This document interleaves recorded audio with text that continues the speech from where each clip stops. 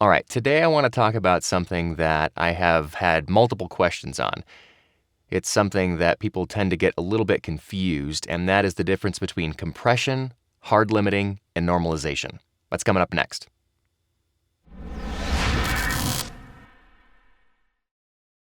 The real cool guy. All right, Jason Huggins here, the real cool guy. And right now, we're just going to jump into the 3 different processes, what they do, and how to use them. All right, so the first process that we're going to talk about is normalization. All right, so here you see I have some audio recorded, and this is just some e-learning audio that I just tossed together just for the sample. And so what I'm going to do for the sake of this sample is I'm going to drop the gain substantially, just so you can see that the audio right now is peaking at about negative 12 dB. Now, if I want to normalize the audio, basically what the audio does, or what the process does, is it will go through, it will analyze the audio, and it will find the loudest peak in the audio. Then it will take that peak, as well as every other piece of the audio, and it will raise it to a certain level that you specify. So if we go into effects, and then we go into normalize, in Adobe Audition, it's just the process of normalize. We go to dB, and let's say we want to normalize to negative 3 dB. So what it's going to do is going to raise all the audio by exactly the same amount. This does not affect the dynamics of the audio a single bit. But what it will do is raise, you can see that this peak right here is going to be the highest point. It's going to raise the whole audio so that this peak right here is at negative 3 dB. All right? And there you can see, if we zoom in, that peak right there, the highest peak right there is at negative 3 dB. So all the audio has been raised up so that one peak is at negative 3 dB. But it raised everything up. So the dynamics of the audio didn't change a bit. It was basically just like turning the volume knob up so that the maximum volume is at a certain point. All right, the next part we're going to talk about is compression. Now, compression is a little bit more difficult. So we'll go into a single band compressor. So we're going to talk about threshold, and we're going to talk about ratio. So threshold means above a certain level, the level that's set in the threshold, the effect is going to take place. So if I set it at negative 7 dB, then that means everything above negative 7 will be processed. Everything below negative 7 will not be processed. The threshold is negative 7. If I put it at negative 20, then that means everything at or above negative 20 dB will be processed, which is all this audio above there. Then the ratio is how much the audio is going to be compressed or squished. So basically, if you think about the ratio as an input to output ratio, if you have, we'll just say for this experiment, you have 3 dB input and 1 dB output. That means that the audio is reduced by 2 dB. So that means for every 3 dB input, you will have 1 dB of output. So if you have 6 dB of input, and this is above the threshold, if you have 6 dB of input, then by that ratio, you will have 2 dB of output, which means that every peak, the louder it gets, the more it's squished. So if you have one that is 12 dB of input, then if you divide that by 3, you get 4. So you'd have 4 dB of output at a ratio of 3 to 1. So we're going to do, just so you can see what happens, we're going to do 10.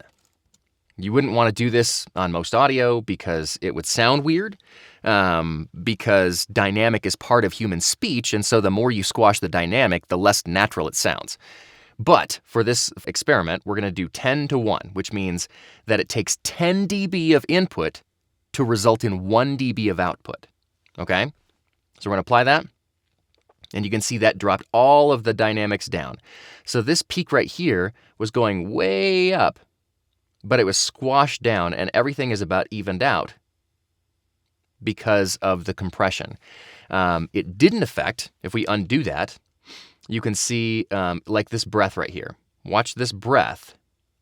It didn't affect that breath a single bit because that breath is below the threshold. But you can see that everything above the threshold, which is negative 20 dB, was affected. So that basically just evens out the dynamics. Now we're going to undo that so we can do hard limiting. Compression is one of the hardest things to figure out for a lot of people, but you can think of it as it just basically squashes the audio above a certain level, so you can even everything out. Now, if you want to hard limit, a hard limiter is basically a compressor with an infinity to 1 or very high to maybe 100 to 1 ratio. And so you're going to set a threshold, which in Adobe Audition, I think it's called the ceiling. No, it's called maximum amplitude, which basically is a ceiling. And so you're saying, I don't want the audio to ever go above this level, okay? So if I want the audio to never go above 10 dB, so negative 10 dB. You can see right here, negative 10 dB is right in here, okay? And I don't want any input boost. I'm not going to look at any of these other settings. All I want is to basically to cut the tops off of all the audio. So the only thing that you're going to change is the maximum amplitude. And the maximum amplitude that we've set is negative 10. So it's going to just hack off the tops. Okay?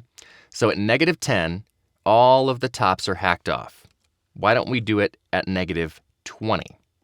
Just so you can see what that looks like. Negative 20 dB. Okay?